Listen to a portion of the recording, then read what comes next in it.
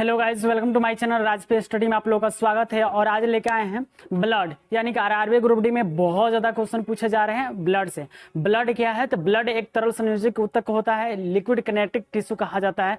ब्लडों को अध्ययन को हिमेटोलॉजी कहा जाता है। अगर ब्लड देखा जाए तो पूरे भार का 7% ही पाया जाता है। अगर आप 100 kg के हैं तो आपके शरीर में 7 लीटर ही ब्लड पाया जाएगा। यानी कि ब्लड का देखा जाए, ब्लड का पीएच मान 7.4 होता है, इसलिए इसको क्षारीय कहा जाता है। अब मनुष्य में ब्लड जो होता है 5 से 6 लीटर पाया जाता है। अगर मेल में देखा जाए तो 5.5 लीटर ब्लड पाया जाता है। अगर फीमेल में देखा जाए तो 5 लीटर ब्लड पाया जाता है। ब्लड कितने प्रकार का होते हैं? 2 प्रकार के, रुधिराणु होता है और क्या होता है? प्लाज्मा। रुधिराणु जो होता है 40% होता है, प्लाज्मा जो होता है वो 60% होता है।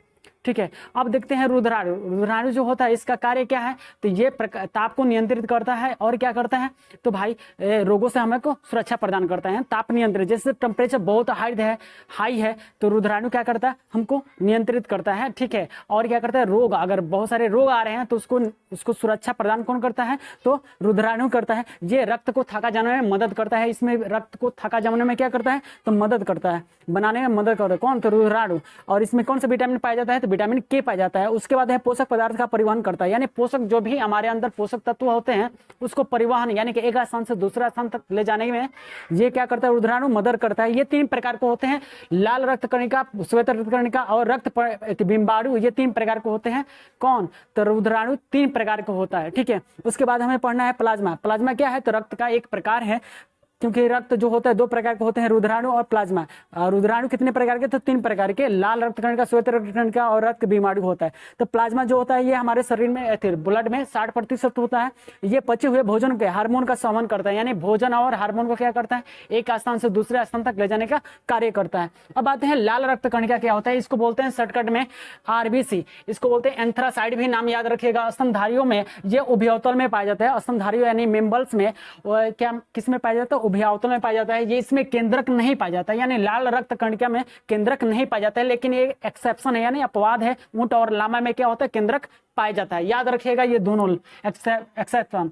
इसका जीवन जो काल होता है 20 से 120 दिन होता है। निर्माण इसको अस्थि माजा में किया जाता है। बोन मैरो यानी कि अस्थि माजा, बोन मैरो यानी अस्थि माजा, यानी कि हड्डियों के बीच में, हड्डियों को अंदर जो होता है अस्थि माजा उसमें पाया जाता है। यानी कि मृत्यु इसके कहाँ होता है? तो पिलिया में होता है। यानी लाल रक्त कणिका यानी आरबीसी का जो मृत्यु होता है उसको वहां कहाँ होता है? तो पिलिया में होता है। इसको कब्रगाह कहा जाता है। पिलिया को ही क्या कहा जाएगा? कब्रगाह।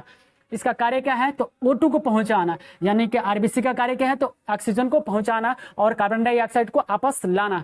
इसकी कमी से क्या होता है? एनीमिया रोग। एनीमिया रोग जो होता है आयरन की कमी से होती है। अगर किसी को एनीमिया रोग हुआ है तो हरा साग सब्जी खाइए। या अगर गर्भवती महिला जो होती हैं उनमें क्या होता है? ये ज्यादा ये एनीमिया रोग पाया जाता है, देखा जाता है। उनको क्या कहा जाता है? आयरन की गोली आपको प्रोवाइड किया जाता है। चलिए, इसके बाद है हमारा श्वेत रक्त कणिका। इसको WBC कहा जाता है। ये क्या होता है? इसका आकार, रचना और अमीबा के समान होता है। अमीबा जो होता है बाबू एक कोशिकीय जीव है। ये स्वपोषी होती हैं। ठीक है, इसकी ये अपना भोजन कुट पादों द्वारा बनाती हैं। ठीक है, इसका निर्माण जो होता है ये भी क्या होगा? अस्थि माजा में होगा। जीवन काल 2 से 4 दिन होता है। कार्य शरीर को रोग संक्रमण से बचाना। जितने भी वायरस होते हैं संक्रमण के, यानी जो भी आप बाहरी जितने वायरस होते हैं, बैक्टीरिया होते हैं, विषाणु होते हैं, उस सारे से क्या करता है? हमको WBC ये हमारा प्रोटेक्शन करता है। नहीं, सबसे अगर बॉडी में देखा जाए व्हाइट ब्लड सेल जो है, व्हाइट ब्लड सेल, ये सबसे ज्यादा हमारे सुरक्षा प्रदान करता है। उसके बाद है रक्त बिंबाणु, ये ने ब्लड प्लेटलेट्स कहा जाता है इसको। ठीक है, इसको बोलते हैं बाबू थ्रोम्बोसाइड। ठीक है, अब मनुष्य तथा स्तनधारियों में पाया जाता है ये। इसका निर्माण जो होता है अस्थि मज्जा में होता है। जीवन काल 3 से 5 दिन होता है। इसका कार्य जो है रक्त को थका बनाने में मदद करता है। अब आते हैं ये क्या? अब है बाबू यहाँ पर देखा जाए रक्त परिसंचरण का खोज किसने किया था? विलियम हार्वे ने किया था। रक्त परिसंचरण का खोज किसने किया था? तो विलियम हार्वे ने किया था। रक्त समूहन का खोज किसने किया था? तो कार्ल लैंडस्टर ने 1901 में किया था, जिसके 1930 में इनको नोबेल पुरस्कार दिया गया था। उसके बाद है ग्लाइकोप्रोटीन के कारण ही रक्त में विभिन्नता होती है। यानी कि ग्लाइकोप्रोटीन के कारण ही रक्त में विभिन्नता होती है, जिसे एंटीजन कहते हैं। एंटीजन 2 प्रकार के होते हैं, ए और बी होता है। मनुष्य में देखा जाए तो ये 4 प्रकार के होते हैं। माने रुधिर वर्ण कितने प्रकार के होते हैं? 4 प्रकार के, ए बी और ओ होता है। और इसका एंटीजन क्या हो जाता है? ए का एंटीजन ए होता है, बी का एंटीजन बी होता है, ए बी का एंटीजन ए बी होता है, ओ का एंटीजन ओ होता है। ओ को सर्वदाता कहा जाता है, ए बी को सर्वग्राही कहा जाता है। यानी सबसे खराब गंदा खून देखा जाए तो क्या होता है, ए बी होता है। सबसे बढ़िया खून क्या होता है, तो ओ होता है। ओ किसी को दे सकता है, लेकिन और ए बी जो है किसी से ले सकता है। ए बी किसी को देगा तो भाई आदमी क्या होगा, डेड कर देगा, मर जाएगा। अगर वीडियो यार अच्छा लगता है प्लीज लाइक सब्सक्राइब शेयर कीजिए। Thanks for watching.